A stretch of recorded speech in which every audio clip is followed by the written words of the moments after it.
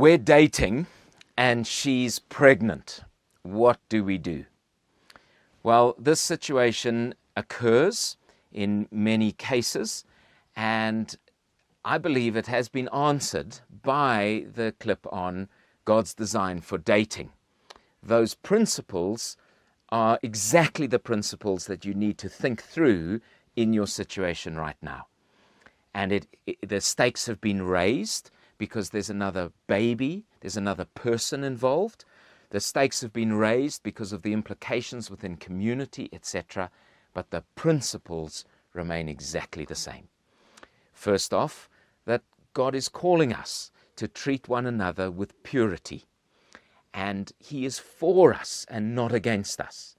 And so we are called to a commitment to Christ, we're called to a commitment to one another, and we're called to a commitment within community. You can know that right where you are, Jesus' arms are wide open. There is no condemnation for those who are in Christ Jesus. That God is able to make all things work together for good for those who love Him and are called according to His purpose.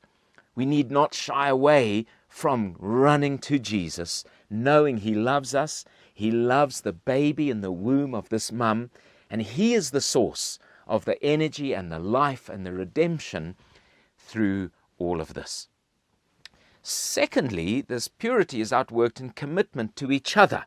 And it's important to be able to talk together about what has happened and to take responsibility.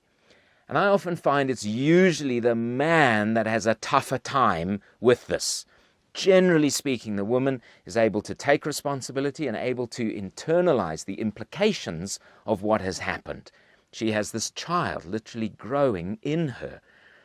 Sometimes the woman is irresponsible and isn't taking any note of what's happened, and you get those extreme cases. But generally, it is the man needing to be humble, needing to be real about what has happened, and take responsibility. And come at it asking the question, what is best for the mother and the child in this situation? Whatever costs to me, I would want whatever is best for the mum and the child. That may mean that you are together for the rest of your lives in marriage. That may mean a different setup. Whatever it is, coming and discussing together about the impact of this with integrity and with humility. That needing to come very strongly from the man's side. And whatever that is, then taking it into this relationship of purity within community.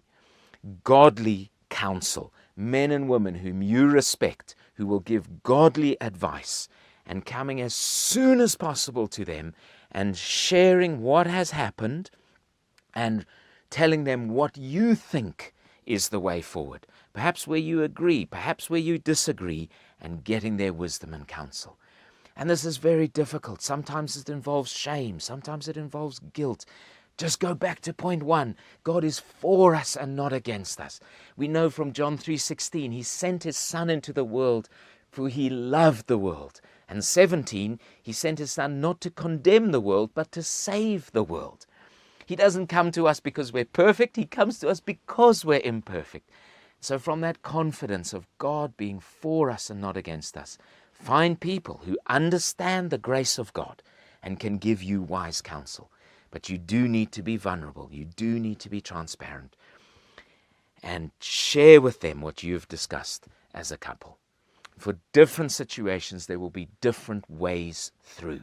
There isn't one fix for all scenarios. But there is one principle for all scenarios. And that is purity. Treat one another with purity. And God is able to work together for good for those who love Him and are called according to His purpose. Draw close to Jesus.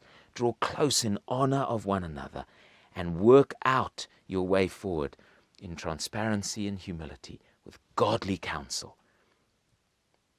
And I believe God is able to do something magnificent beyond your asking or imagining in your situation. He's able to turn tears into joy and laughter. God bless you as you walk this road.